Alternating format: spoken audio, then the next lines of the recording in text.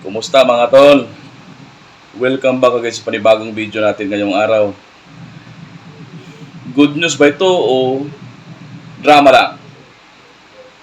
Ito kasi si Congressman Ronnie Puno ng 1st District ng Antipolo ay mukhang nagbago na ng pananaw. Kumakampi nga ba ito kay BP, Sara o naghahangad lang o nagpapataas lang ng presyo ng kanilang pera? Alam naman natin mga tol na itong mga kongresista ay mga mukhang pera. Mga mukhang malita pala, hindi mukhang pera. Hindi na makontento sa pera, malita na talaga. So ito mga tol, para maintindihan natin kung ano ang kanyang ibig sabihin, panoorin natin ang buong video. So, yung pangatlo, yung intelligence funds, no? Alam nyo, nung ako nasa DILG, may intelligence funds kami doon, no? So, Congressman Franz Pumaren. Confidential funds in Well, confidential intelligence is the same, eh. The liquidation of confidential and intelligence funds is the same. There's no distinction. Intelligence lang ginagamit sa military, confidential ginagamit sa civilian organizations. Okay? Because we don't have intelligence officers. Pero we have confidential operations also. For example, PNP may intelligence fund. Kuminsan, yung mga cabinet members like DILG, meron confidential funds. Office of the President has confidential funds, for example. So, walang diferensya yan except sa gumagamit at saka yung liquidation pareho. Ngayon, sa naaalala ko kasi sa liquidation yan, number one, there are only two things that are required, no, in the liquidation of those funds. Number one, the project title. Title, not even kung ano what it's about, title. Project Taurus, Project Scorpio, Project Pumaren. Hindi, bawal pa nga yun, pagpangalan eh. So, you just put in a project title and the officer in charge, no? The action officer for that project. Period. Bawal maglagay ng anything else, no? Bawal maglagay ng resibo, bawal maglagay ng kontrata, bawal maglagay ng... Bakit? Tignan natin, no? Kung halimbawa, witness protection, may confidential funds yan. Okay? Witness protection, pag liquidate mo yan, pag linagay mo yung pangalan ng witness, at linagay mo kung saan mo linagay siya dahil meron kang lease agreement. Kasi nagsasalta sila about lease agreements eh. Di ba? Bawal maglagay ng lease agreement kasi it will expose the operation. No? Ngayon, ito yan eh. Kung Congress has budgeted something and this is approved by the President also by the way in the Senate, kung nag-approve ng confidential or intelligence funds, it means that a confidential or intelligence operation exists. Diba? Kasi anong papondahan mo kung wala naman nag-exist? So, if it exists, diba, then it becomes subject now to COA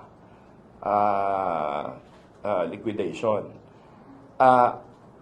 Kami, kasi naririnig namin yung, nag-rent daw ng 10 bahay sa iba-ibang lugar on the same day, etc. Sa amin, ewan ko saan na nakuha yun, pero bawal isama yun sa liquidation.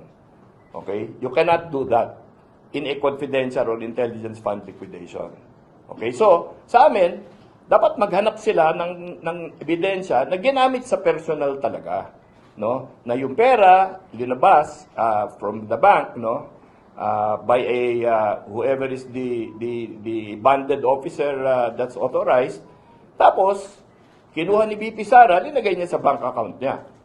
Or, ibinili niya ng kotse na nasa pangalan niya or something like that. And even that is not conclusive. Ano? Pero yun ang sinasabi namin. Kasi, ang feeling namin, natutulak ng husto ito. Kasi hindi naman ini-explain sa public, ano ba talaga ito? What is the offense and when is it an offense? Diba? Kasi kung offense talaga yan, dapat din is authorized ng COA yan. Di ba? Kung dinis-authorize ng COA, ang remedy doon, ibabalik mo yung pera. Opo. Meron pong tinagnan po ng COA, 73 million pesos po, hindi pa po binabalik ng DBSA. Okay, so the offense is hindi niya binabalik yung pera. Is that impeachable? You know? Yan ang tanong namin eh. Di ba? Okay yan eh. So, ang ano lang is, what is impeachable and what is not? Di ba? So, kung talagang may nakita yung code, dinisallow nila, no? Unang-una, we are not allowed to look at the basis of the disallowance. Kasi nga, confidential and intelligence fund eh. Di ba? So, we take it at face value. Dinis-authorized ng COA. Disauthorized yan. Di ba? Pinababalik sa kanila. Kailangan nila ibalik. Di ba? Ngayon, ito bang nakuha niya, she was vice president or she was mayor? She was vice president. Okay, then she has to return it. Di ba? Hindi pa po niya binabalik hanggang ngayon. Yung pong COA na kinat po siya 2024 pa, I guess 2023. Mm. Yung 2023. Yun, mag-focus sila doon. Yun ang tutukan nila. Di ba? Huwag tayong pumunta doon sa iba-iba. Does that constitute also, sir, technical malversation kasi mali po yung pinagamitan ng COA? Well, malversation is another offense, no? You have to prove malversation. And it's 73 million, so over na po dun sa plunder, 50 million. Well, yeah, I agree. Pero, is it malversation? Is there proof? Ng COA, yes. Is there proof?